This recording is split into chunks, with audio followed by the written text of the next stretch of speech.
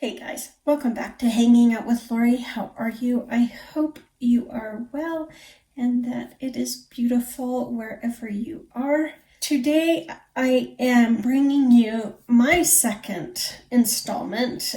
This is actually the third for the other ladies, but it's my second installment of the Face the Music collab.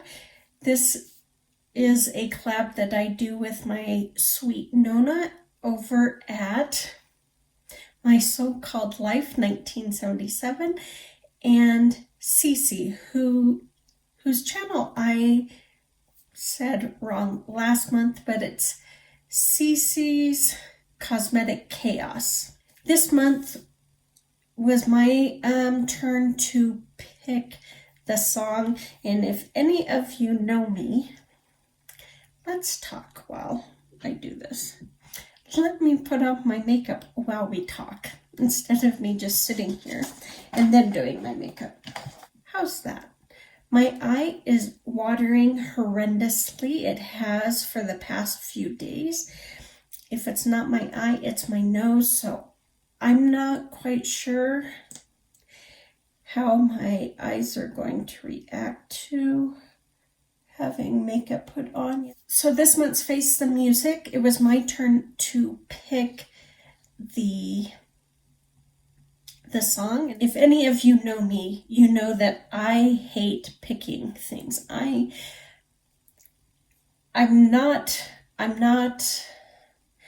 I can be a leader, but I naturally am just drawn to sit back and, participate versus be the one who's leading the charge. I will lead the charge. I just prefer not to.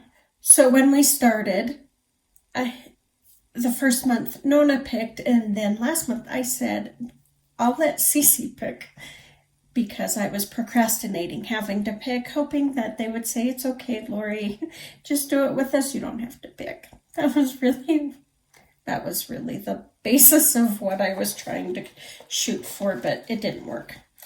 So I put it off, just trying to ignore that I had to do something I was not wanting to do.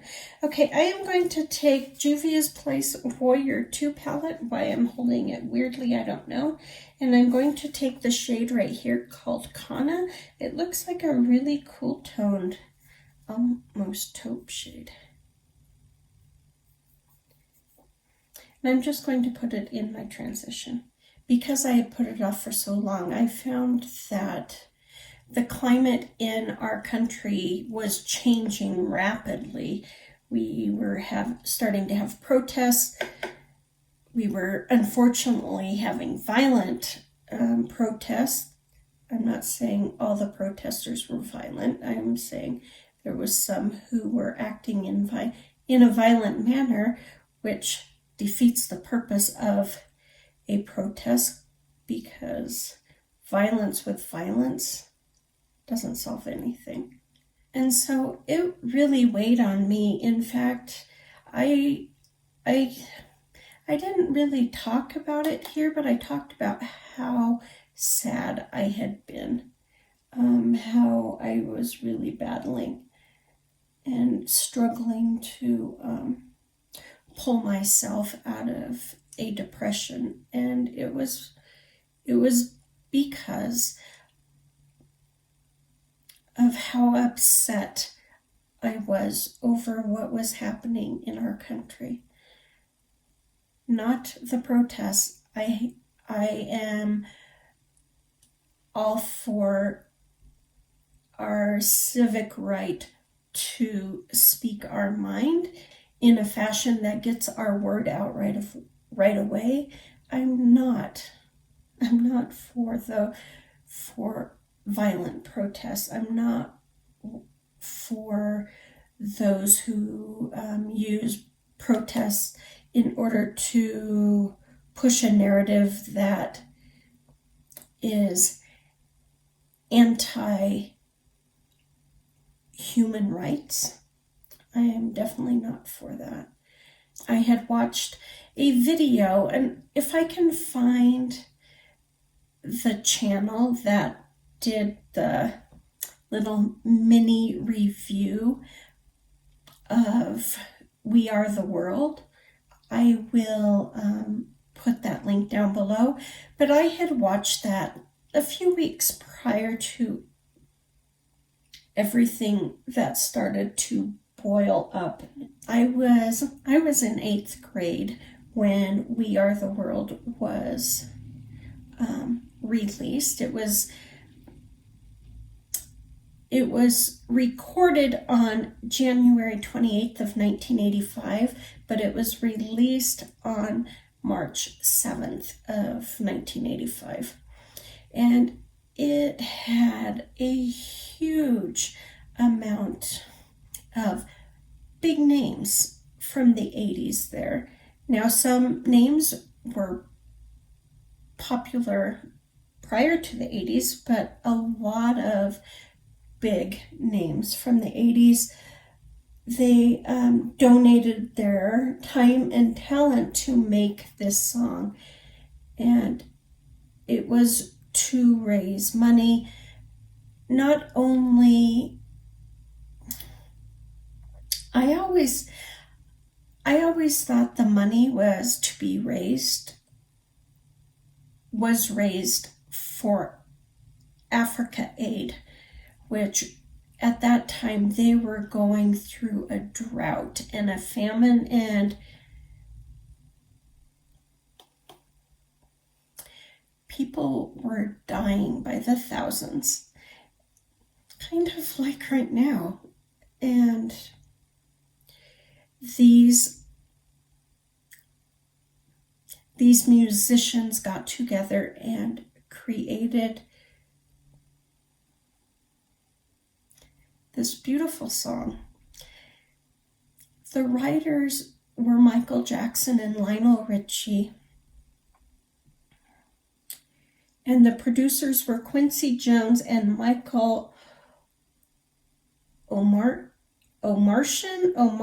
I think it's Omartian. And at that time, I was a huge Lionel Richie fan. I liked Michael Jackson. I mean, he did no wrong in my eyes, but I wasn't a huge, diehard fan where I had his albums or whatnot. But I did have Lionel Richie. I was a huge Lionel Richie fan. But those two amazing songwriters got together and wrote We Are the World.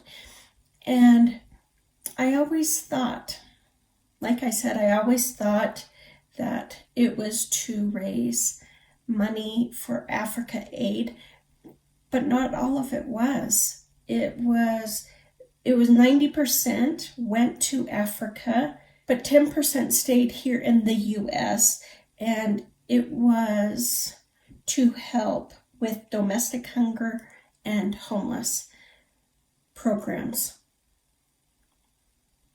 I never knew that. As a sister of two brothers, not one, but two, who have either chosen to live on the streets or have found themselves living on the streets.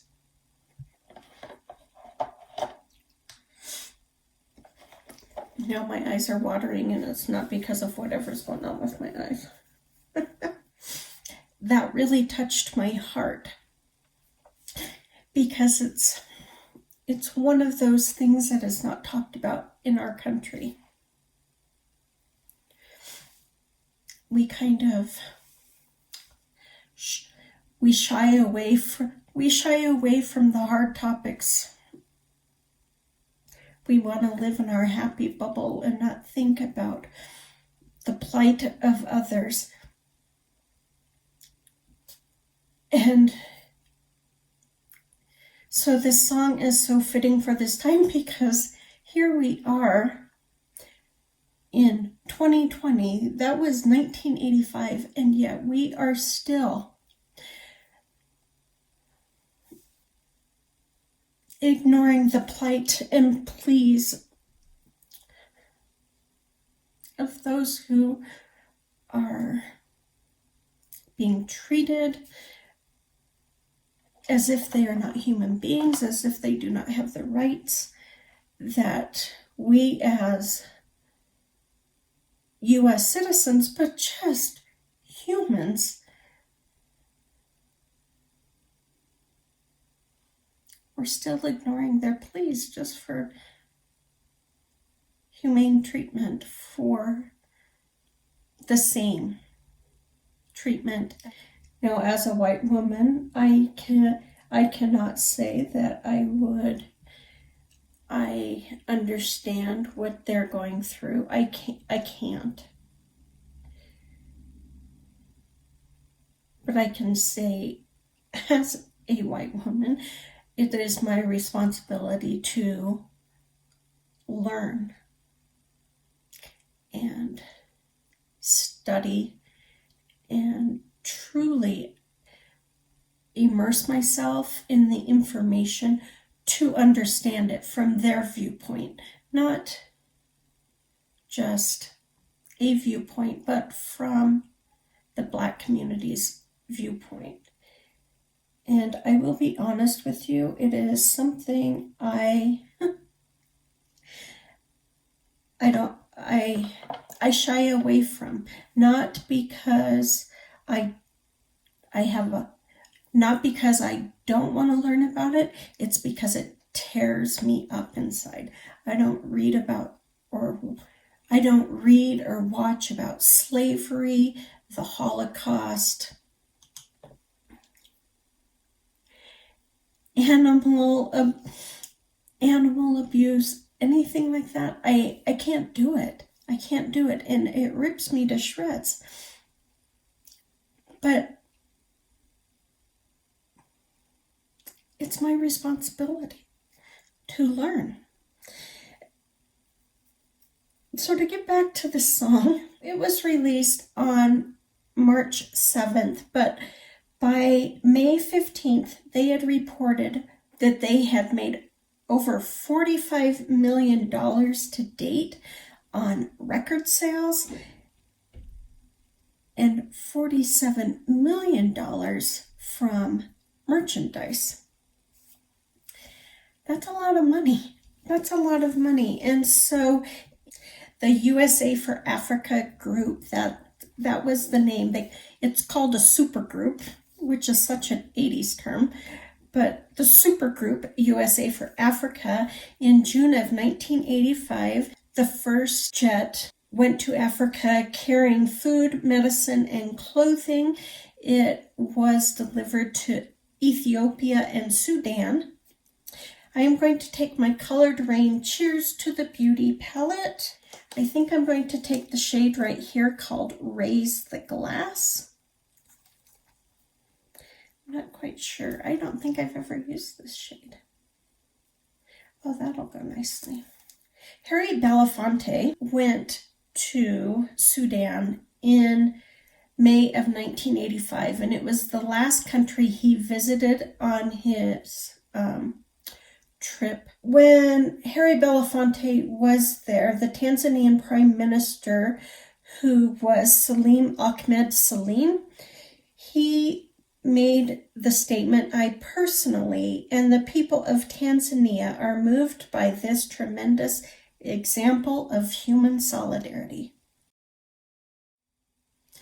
Since 1985, the We Are the World song has raised over $63 million for continued humanitarian aid. To date, they continue to raise money for humanitarian causes around the world. That 63 is based off of 1985's dollar worth, I guess you could say.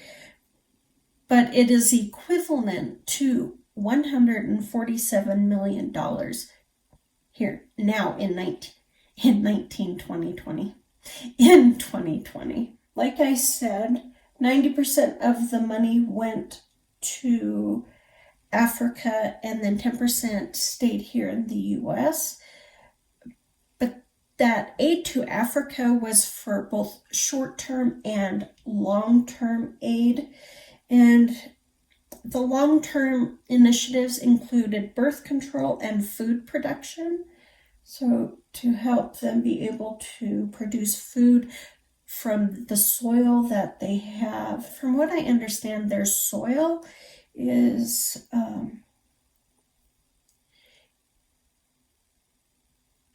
it doesn't like to produce food. I don't know. I'm not a gardener, so I can't tell you the exact word I'm looking for, but it's not conducive for like a really lush garden with lots of different, vegetables and fruits in there, like tomatoes. So they learned what works in their soil and learned how to tend it and grow food on their own. Was provided seeds. I remember that very vividly because they were so thankful to be able to grow their own food and, find what grows in their soil. And I don't blame them. I would be excited myself. If they're anything like me, and my guess is they are like the majority of human beings, they are a proud people, and while they're thankful for help and aid, they would rather stand on their own 2 feet. I have no doubt about that. I have no doubt that they want to be able to help themselves and teach their children how to produce their food so this can be passed on for generation and generation. And unfortunately droughts happen, and they are a natural phenomenon, which is the unfortunate thing, that can wipe out a whole group of people. It's up to other individuals to step in and help out in those times of need. That funding, over 70% went to recovery and development projects, and they were launched in 7 different African nations. Some of the projects included aid for agriculture, like I talked about, learning how to what food will grow in the soil that they have. Fishing, water management, manufacturing, and reforestation. Training programs were also set up in Mozambique, Senegal, Chad. I've never heard of this country. Mauritania, Burkina Faso, and Mali. I have heard of all of them except for Mauritania and Burkina Faso. I'm going to have to look that up on the map. Are any of you guys map freaks? Because I'm a huge map freak. I'm a news junkie. I read the dictionary, and I'm a map freak. So I'm going to have to look them up. So when they did a live production in order to raise money, because that's how we did it back in the day, we didn't have social media to, try to raise money. And I was blown away because some of the people on that stage were some of my favorite artists, like Billy Joel and Tina Turner. There was Diana Ross, Dionne Warwick. I thought Gladys Knight was on there, but I don't see her name on the list. Cyndi Lauper was there, Bob Dylan. And then we have, those were people who did a performance, not all of them. Kenny Loggins, Bruce Springsteen. But then in the chorus there was Dan Aykroyd. I had no clue he was there. Sheila E., Harry Belafonte, Jackie and LaToya Jackson. Oh, Marlon, Randy, and Tito. were there as well. Then we had Bette Midler. I love Bette Midler. Daryl Hall and John Oates from Hall & Oates. The Pointer Sisters, Smokey Robinson. So there was big names who came and performed. In total, there was 45 stars. And these were big stars who came out to participate in this project to raise not only money, but awareness as well.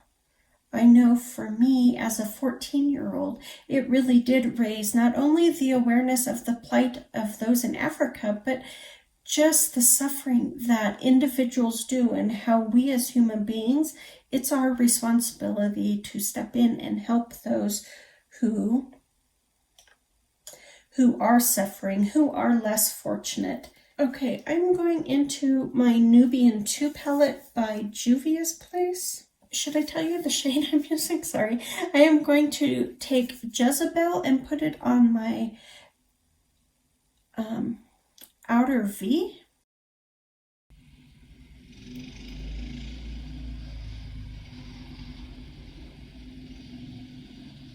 Okay, the mower just showed up. They're not supposed to be here until 3 on Tuesday, but they're here Monday at 11 o'clock in the morning. So I'll speed this up. So I'm not sure if you noticed, I am using Black-owned beauty brands so I can show support for those who are going through horrific times, just fighting for normal, equal rights. That's all they are asking for. They want to be treated like human beings. When I was looking to see what brands I had that were created by women of color, found brands I had never heard of. One is, I want to say it's called Lip Care. I can't remember. I will put the links to some of those brands that I found down below. But there are a few brands that really intrigue me. There's a few perfume brands, and you guys know how I feel about perfume. And there's that lip company. There's some beauty brands that I've wanted to purchase. I just haven't been able to because I can't afford them. Okay, I am going to take my little 6-pan palette by Pat McGrath Labs, and you know, I think I am going to take this shade here or this shade. I think I'm going to take this shade. Let's see what it looks like. This is my only Pat McGrath product. I did have her mascara and I really liked it. I think I'm going to take the purple and just put it right in the center. Okay, let me go do my face and I will be back. To make a brighter day, so let's start again. I am going to take my ColourPop highlighter. No, I have one in Colored Rain. Yay! I have this shade right here called Luxurious Bling. I'm going to use that as my highlighter today. It's beautiful peachy. Oh my heavens, highlighter. And it matches my top. That was not planned, but I'll go with it. I'm going to take my Fenty Beauty In the Sun bronzer. I want to try her new cream blushes and bronzers. I just haven't. I really like this bronzer. When I got it last year, I hauled it in the spring VIB sale from Sephora, and I did not put this away for a while. a good month or two. And then I told myself, Lori, you've got to put it away. You're panning a bronzer. Needless to say, that bronzer I didn't hit pan on. Had I only used this once or twice, maybe I would have. It's possible, but one will never know because I didn't do that. All right. I am going to take this shade right here. This one I actually know the name of. The others I don't know. But this is called Afterglow. And I'm just going to put it in my corner, my inner corner of my eye, and then just a little bit onto my lid to connect it with that rose gold shade. Oh, that is so pretty. I'll be right back. All right, this is my final look for the Face the Music, highlighting the song We Are the World. I like my look. I think it turned out beautiful. I lined my upper lid with Malibu by Sephora. I think it's just one of the prettiest eyeliners, and I thought it went nicely with this look. And then I put JCab Beauty's Shimmering Bronze in my waterline, and then just on the outside, a little over a quarter with just a smudge into about halfway. So I put that on the bottom, and I was surprised it matched my lid pretty darn nicely. I really, really like it. I want to read you one thing before you go. I will have this quote down below, but it really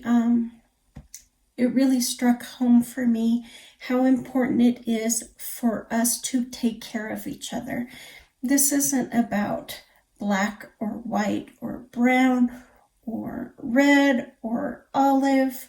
It has nothing to do with this. This is just being good human beings and taking care of our brothers and sisters. This is a quote by a gentleman who survived the drought and famine in Ethiopia, and after Michael Jackson passed, they asked him what he thought about him, and his name is Elias Kifli Miriam Bayene, and this is Mr. Bayene's quote. I won't ever forget Michael Jackson because his contribution to the song We Are the World had a significant effect on my life. I am 50 now, but 25 years ago I was living in Addis Ababa, Ethiopia, which at that time was suffering from a long drought and famine. It was a terrible situation. Lots of people became sick and many more died. Around 1 million people in all were killed by the famine. In 1984, Michael Jackson, along with a number of other leading musicians, made the song We Are the World to raise money for Africa. We received a lot of aid from the world, and I was one of those who directly benefited from it. The wheat flour that was distributed to the famine victims was different to the usual cereal we bought at the market. We baked a special bread from it. The local people named the bread after the great artist, and it became known as Michael bread. It was soft and delicious. When you have been through such hard times, you never forget events like this. If you speak to anyone who was in Addis Ababa at that time, they will all know what Michael bread is, and I know I will remember it for the rest of my life. You don't have to be a superstar to make a difference in this life. Each and every one of us have the ability to bring about change. Each and every one of us has the ability to bring about understanding and love. But most importantly, each and every one of us have the ability to show kindness, be kind, and just accept each other for who we are, what we are, and forget about all the other fluff. We're human beings, and we all have the ability to to be kind and loving to our fellow brothers and sisters. So that is it for this month's Face the Music, highlighting We Are the World. I will have a link down below. You guys, please take good care, be safe, be smart, and I will talk to you soon.